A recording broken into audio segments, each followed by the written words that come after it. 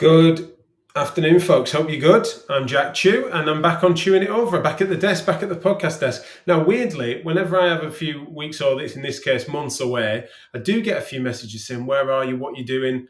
And so I better explain myself.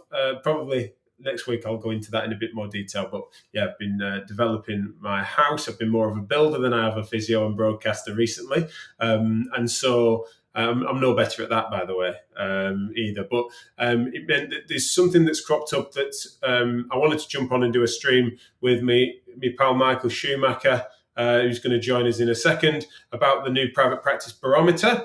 And also we've got a few things that have been backing up, a few MSKMI pieces that needed to be made into podcasts. And so I've been dragged back to the podcast desk, and we will be broadcasting at least once a week for the next few months, probably from now till Christmas, to be honest, because I want to get back into that rhythm, and I am back to work rather than tiling and flooring and all sorts of other stuff that I've been doing. But let me jump onto, hopefully I've clicked the buttons right. Michael, can you hear me?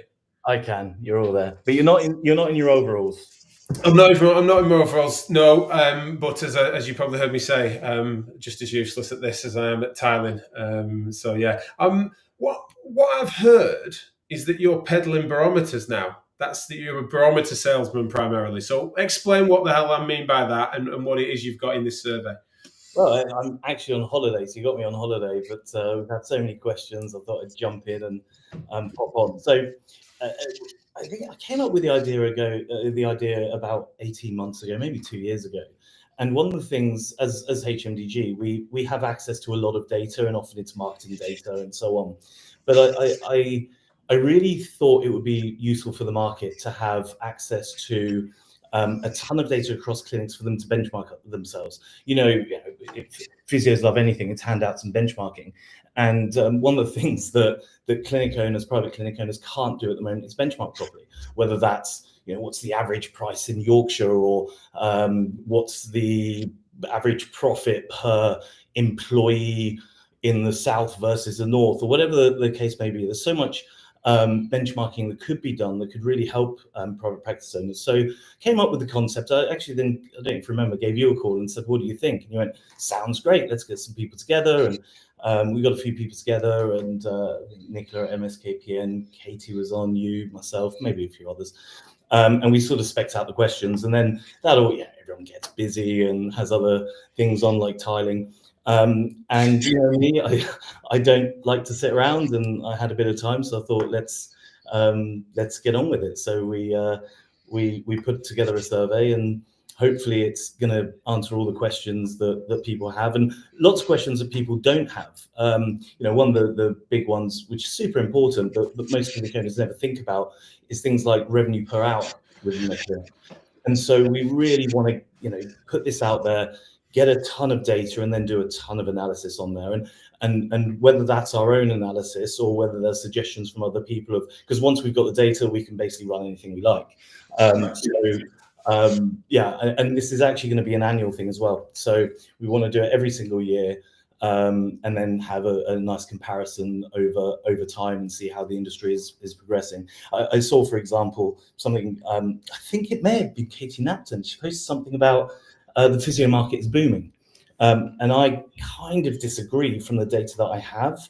I can't remember where she posted it, but it was really interesting because it's a feeling I have, and I have a little bit of data. I think it's booming more on the insurance side than anything else. But in any case, wouldn't it be great to be able to show that the private physiotherapy market is booming, and what booming actually means, and what's the growth year on year of patients, what are the number of insurance patients? But you get the idea. By what measure? We would want to answer that more specifically and be as precise as we can be by that, because I think I can understand where that perception comes from, and I didn't see Kate's post on that, but it certainly sounds like something that many people could say, myself included, on certain perceptions. But does that marry through to the financial gain of those that are taking the risk? Is a different question for entrepreneurs. What I want to make sure I get into is, because you've mentioned there that you had the idea and we were talking about it. I think it was last summer, and so originally HMDG, MSKPN, Physio First and Physio Matters were going to collaborate to then pull a survey together that would then be this sort of state of the nation, state of the industry type thing. And yeah, it's interesting that fell flat because we just got busy and it was an email chain and stuff like that. And certainly around the time that we were looking at it and stuff, it was that we'd have had a rolling promo, but I think we probably only had, what questions would Physio Matters like? And we were like, could have come up with a couple because it was less relevant for us than it would be for the other three parties. But I can also understand that was where we were trying to pull that together and everyone did agree it was a good idea. One of the questions I've had posed, especially for those that knew that I was coming on a stream with you, was, is HMDG an appropriate arbiter of this, facilitator of this data compared to that collaboration that we were thinking of doing last year? And doing it solo, does that somehow delegitimize it compared to if we did it as a team? It's such a far-ranging question. I think I don't know where to start on that one. I mean, first of all, let's start on data because I want to make something really clear because we've had a lot of questions about this. The data that we're collecting is very much split in terms of data from the answers that are given and the data that the people leave to get their answers, basically. So, we don't marry up the emails to the answers. So that's the first thing, which goes into, are we the appropriate organization to do it? I think on one hand, yes, we are, because, and I'm taking a guess here, but I think that we have way more access and customers that are clinic owners than any of those organizations, probably treble the amount is my guess. So we certainly have access to those clinic owners. I think we're highly trusted actually by those clinic owners as well. And beyond that, we also have, I think, a bit more commercial expertise within the market, the ability to analyze the data a little bit more effectively. We also, because of the kind of organization we don't mind dropping a bit of money and not seeing any profits on it or not even breaking even. I have a feeling we probably won't on this. This isn't a money-making scheme at all. And so in that sense, we are. I think one other thing to touch upon is I know that there have been a few questions about, oh my God, this is giant private equity business. We're not.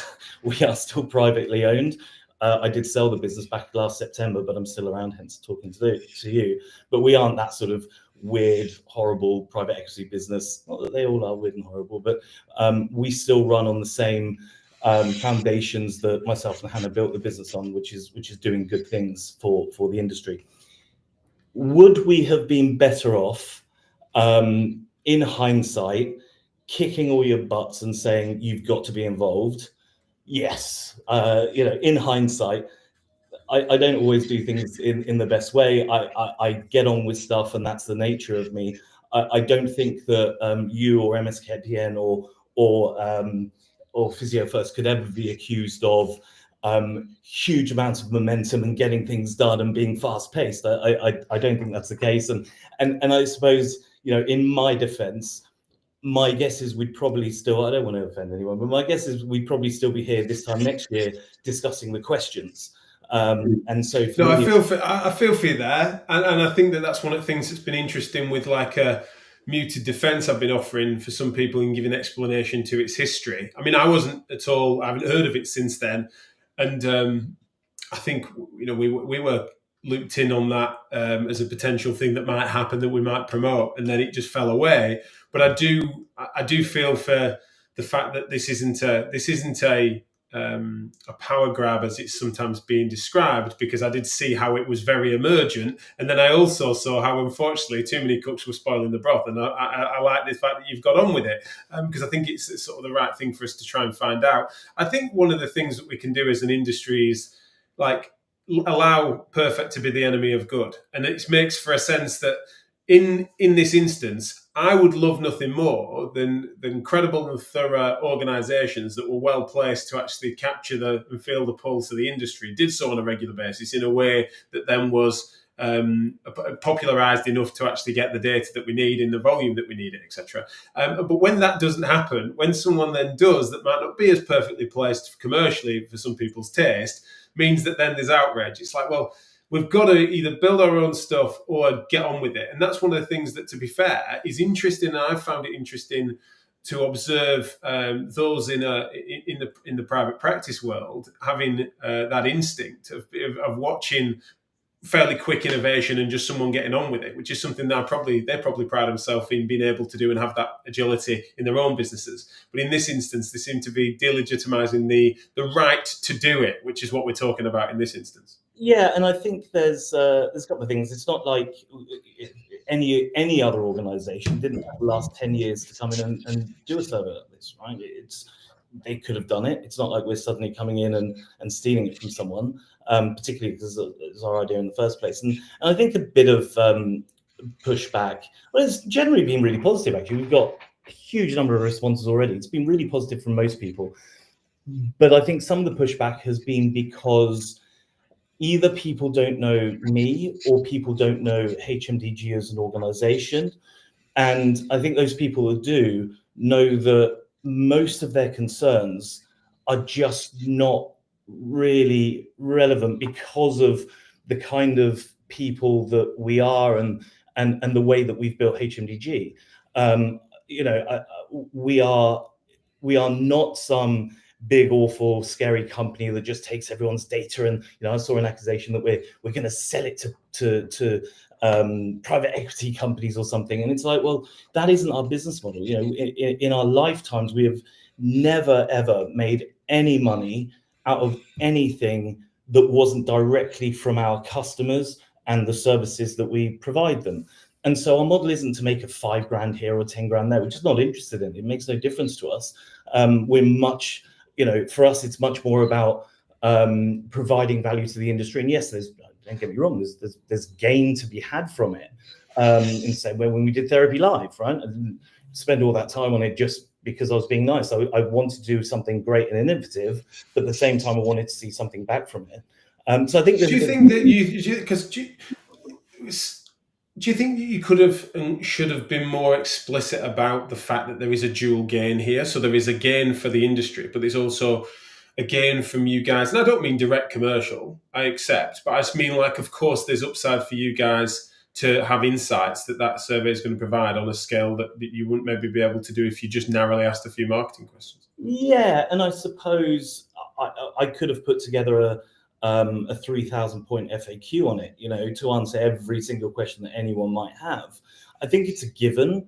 I suppose what but us as a business should have done is probably run it by a couple of people first. I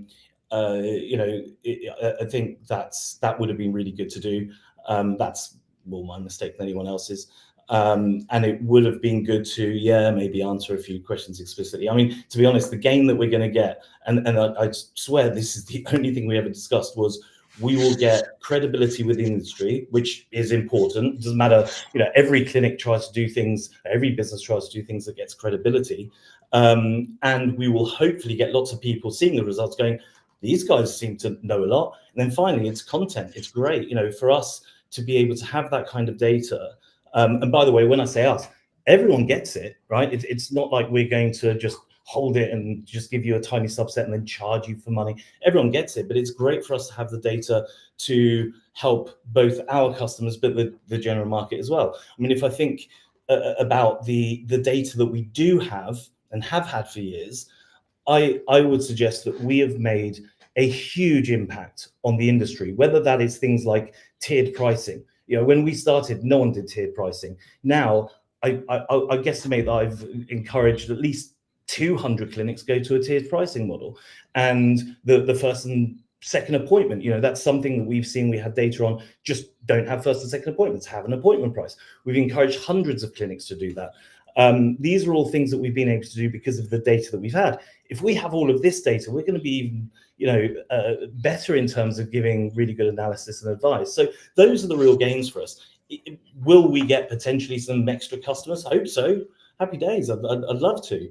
But this isn't, like I say, it was never supposed to be something where we exploit the clinic owners' data for financial gain. And and I think one of the reasons, there's definitely, I've had a really interesting experience in recent days. As you know, I was away on holiday myself and was getting my phone lighting up about this.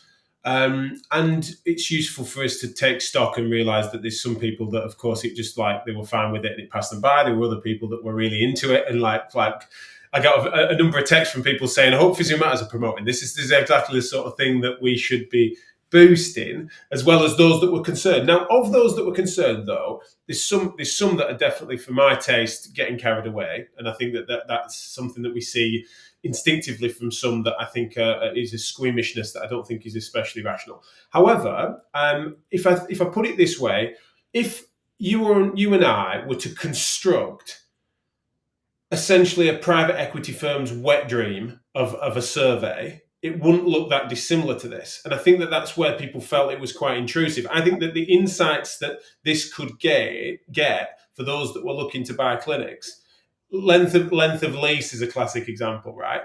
There's reasons for asking that, but there's also ones whereby that would be of a fascinating and useful insight for a private equity firm that's currently aggregating clinics to be interested in. Yeah, I mean, I disagree. I think you can get most of the information you need from Companies House anyway. Yeah, all right, length of lease, but it's not going to be that interesting. Let's be honest. Most private equity firms are mass emailing and mailing clinics and just getting conversations started, and they'll ask that on the phone. So I don't think that's all that relevant. But I will say, two things. One is that there are definitely mistakes that have been made.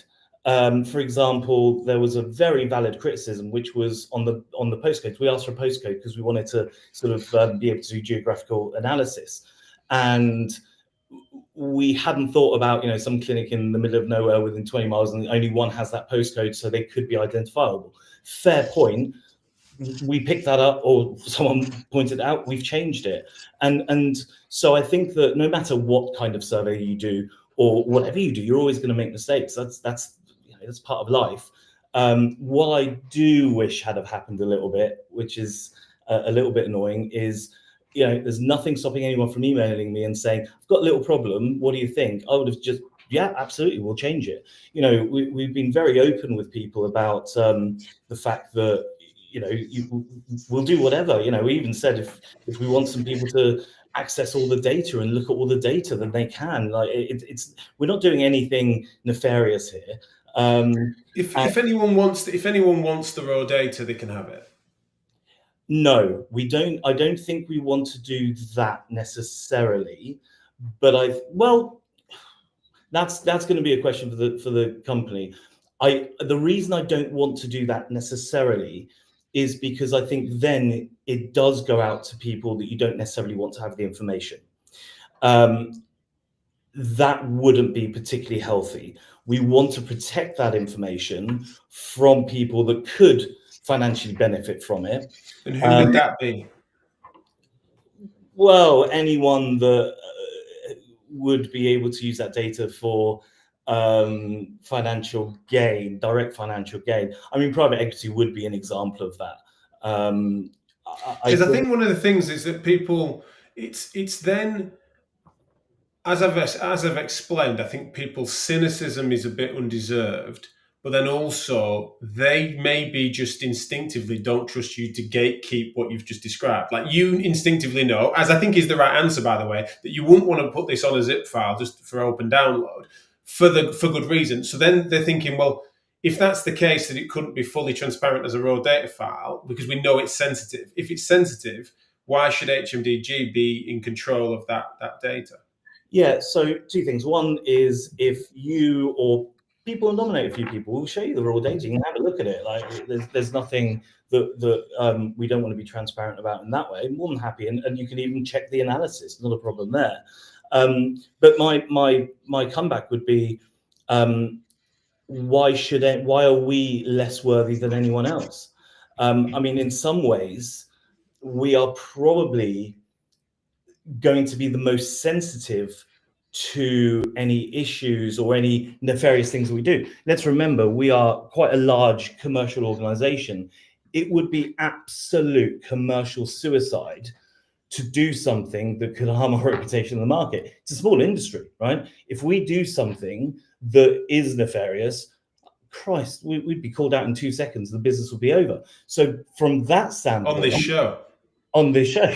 We no, I mean, you'd call me straight away and be like, "That's it, I'm ruining you." So that isn't how our business is built. And I don't want to play on our personal relationship too much, but you know me pretty well, as do many people. That isn't something that we're all about, nor have we ever built a business on. Otherwise, I don't think we'd be speaking.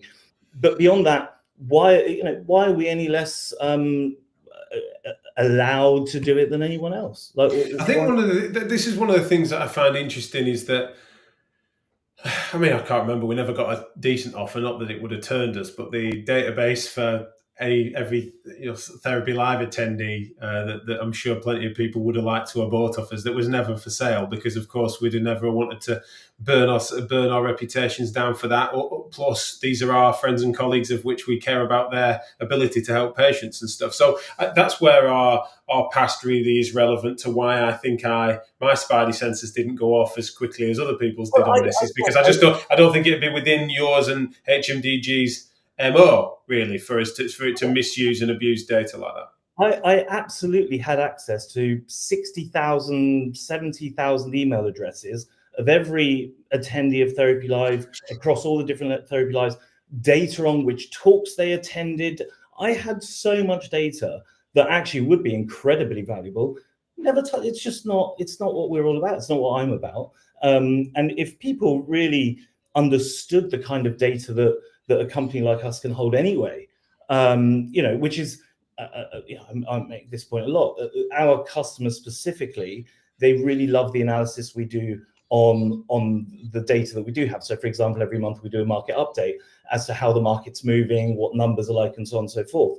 We get that from a huge number of data points, and that could be seen as quite privileged information. Now, we use that data for our customers, but we have access to a lot already. And again, like I do understand, someone that's never met me or seen me or knows anything about the business kind of being a bit like, why is this big company trying to steal our data? I would say to some people, people aren't as interested in your numbers as you think they are. I think what you said earlier about how people sometimes underestimate what is already known as well.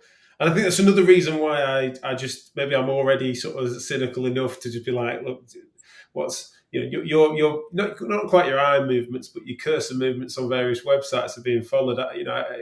You may be underestimating what is known of you and your behaviour as standard, and therefore this isn't as big a leap as they may be perceived. Yeah. But that's something that I think they should maybe clue up on a bit more as well. What I wanted to say is, and this is, I accept as much my fault as anyone's really, is that it was a shame for it to lack anything that would have given insights into the actual clinical practices or the sort of behaviours, styles of practice, that sort of stuff. And that's what's a shame. And the bit that I'm already admitting before you throw the book at me for that is that I accept that they're the sorts of things that Physio Matters could easily have smuggled in there.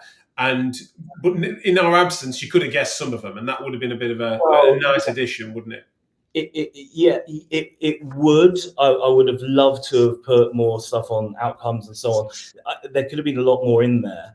But there's two things. Although we are a business that was founded by a physio, but we also have physios on board, Mark Reed, for example, I still don't feel comfortable as a business designing a survey that is more clinical and patient focused, because that isn't our remit. I just think that you stay in your lane a little bit. And if I don't know what I'm talking about on something, I don't think the business should be doing it. And then beyond that, I think if we'd attacked another 15 questions on, people would have really complained about the survey being too long because they're already complaining. So I think, it would have been nice, but practically for us alone doing it is not okay. And I think it would have made it too long. Should we do another one that could link together? Yeah, and I think there's actually a few more things that would be really great to have a much more overarching annual survey. So yeah, again, there's lots of things we could have sort of slightly done differently. I think on that one, we would have ended up nurturing the analysis and the data to get those questions in on the commercial side. And for me, I really wanted to focus on the commercial side because, again, it's so important. I have clinic owners literally every day asking me questions. And those are questions that I can guess at, and I hate guessing. And I'd really love to have real world data to say, actually, you can do X, and this is how clinics are performing, or whatever the case may be. And it's so important for business to have that data. We have it in every other industry. If I want to look at HMDG's performance versus another marketing agency in any sector, I can do that. I can benchmark the business quite easily, and I can look at any kind of metric and then improve the business according to those metrics. MSK clinics just can't do it. They're not capable of doing it, other than hopefully having a guess. And I think it would have been tricky to do, and I can understand why for you guys doing it solo, it would have been, it would have been a bit outside of your lane. I think one of the reasons for that question, including this isn't one that I'm just playing devil's advocate on or having heard that feedback. I think that's where, I'm watching it, especially because I'm experiencing entering some numbers and stuff. As I was thinking, like, I knew the missed opportunity was also an opportunity for I could have added to these questions had I been better on it, right? But then also, I think increasingly when I look on at the market, I just find that people that are in the market to buying for mergers and acquisitions and stuff like that, I feel concerned and frustrated that they're also interested in the commercial, independent of the styles of practice of which is being delivered. There's all sorts of fantastic, what look like paper businesses that are essentially then delivering poor quality care. And that's sort of my whole MR with Physio Matters, and everything that I sort of spent my whole career trying to do is promote best practice. And so the divorce that can occur between commercial quality and clinical standards, I don't find that the market itself is going to right that wrong. I just do not buy that. I do not buy that people aren't, the customers are smart enough to be shopping well enough for that to see itself right. I totally agree. We obviously, as a business, and I know a lot of private equity and companies buying businesses, and the very last thing they're interested in is patient outcomes, right? It's financial metrics, and I think it will be a race down to the bottom. I've seen enough clinics who are now doing some real woo-woo stuff because it makes more money. I'm not going to get into this. I could mention a ton of stuff, and it's really disappointing because I remember getting into the industry and meeting you and talking to lots of people, and it was so important to me that we only market good businesses, right? So if you do dodgy stuff, we don't handle you or deal with you. And I really fell in love with the idea of great outcomes and good treatment and everything else. And it is a shame to see what's happening. That's I guess a different discussion. I don't know what the solution to that is, because quite honestly, someone waves 5 million quid in front of you and says, don't worry about the patient outcomes. It's difficult not to take the money, right? I've got some more. Well, I've got some more shows planned for that. Like, I think Who Owns Stuff matters. Got myself into plenty of hot water a few months ago, making that point in a rather entertaining but controversial way. But that, I think, is why there's a sentiment underneath some people and a skepticism as to why their reaction to this was different to maybe we might have expected. I've put a QR code above me, look here, and I've put a comment in the chat that you should, wherever it is you're listening to this stream, either live or afterwards, that should take you to the Private Practice Barometer if you wish to fill it out. I think one of the things that I'm most interested in just highlighting, it's going to be my final word and then I'll have you just wrap up for us, Michael, is that I think that the confidence I have in HMDG to provide the transparency required to make sure that this isn't a closed house. I mean, Michael even texted me saying, do you want to do an analysis? I said, no, I can't be asked. But the fact that he asked me is basically him saying, like, please, anyone can, and I do trust him on that. The second thing is, you cannot complete it. This is not mandatory. And I don't really understand why that opt-out doesn't do a lot of the heavy lifting on the ethics of this. Like, the legitimacy of it and the sensitivity of it, if appropriately anonymized, where you only complete it if it's consensual. If HMDG are not to be trusted enough by the market writ large that they can't get enough people to complete the survey for it to be pointless, then the lesson gets learned.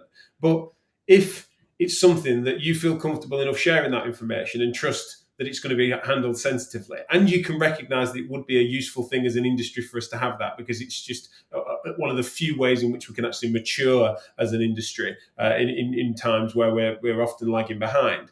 Then that's where, to me, it seems like that's going to iron itself out. And so that's been my sort of instinct on it, to be fair, is that I'm surprised at some of the strength of feeling when you can just not. And so that's where, if you feel comfortable, here's your link, fill it out. If you don't, two things. One, obviously don't complete it, but also let us know, what are we missing? If indeed I'm being naive or we're missing something, then I'm sure there are revisions that could be made of it. Or if you think that we're underestimating elements that we've not covered in this, or that we might not have thought of before, let us know, because we do really care about improving this, not just for next time, but also, the time is now. I'm sure that they can make revisions like they have done with the postcard. I'm pleased to hear that, by the way. I didn't highlight that enough. So that's my sort of final word as far as I can think. But yeah, I just wondered if you want to wrap things up. Yeah. So first of all, any worries, just send them over to us, right? Michael at hmdg.co.uk or Ben at hmdg.co.uk. We'll make those changes. Well, reasonable ones. We'll make those changes. We've got no problem with that. I'm sure there are still improvements we could make. Try not to make it any longer and add more questions. I think for me, it's essential to have this kind of analysis and data on the industry, because it's not being done and everyone's missing out by not having it. If anyone has suggestions of, if they're still worried, email us. More than happy to get some representatives out to look at what we're doing. And I will say, just to really clarify this, we cannot marry up any data that you enter for the survey with your email address or anything identifiable. It's simply not possible.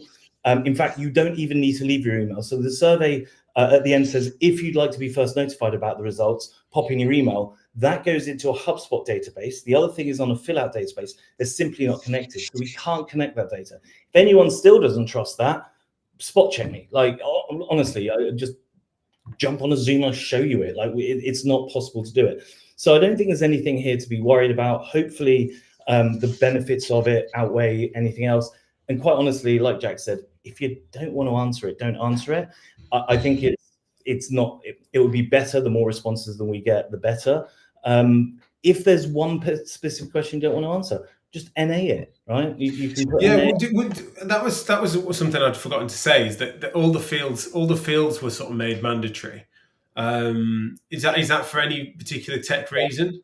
Yeah, because if so let's remember, in terms of people who I have seen, and probably you have seen, that have had issues with it, it's probably 10 to 15 people, absolute max. There are hundreds, if not close to 1,000 people who've gone, oh no, this is great. What we didn't want to do is spoil the survey by not making something mandatory, because they're like, oh, I can't be asked finding out what my turnover was last year. Yeah, well, I was a bit guilty of that, to be fair, but I just wanted to see what all the questions were, but I was rushing. But no, I know what you mean. And I wondered if that might be the case, is that you didn't want to have 1,000. Oh, great, we've managed to get 5,000 people, but actually it's really sparse data because people were just skipping through. And I think I'd have been guilty of that. Thanks for your time, mate. Really appreciate it. And as we've just said, it needn't be the last time we talk about this, but also some of the things that we've had to say, that's one for another day. There's plenty that me and you can discuss as things emerge, as it's an interesting time for the industry. So let's awkwardly wave as the outro plays.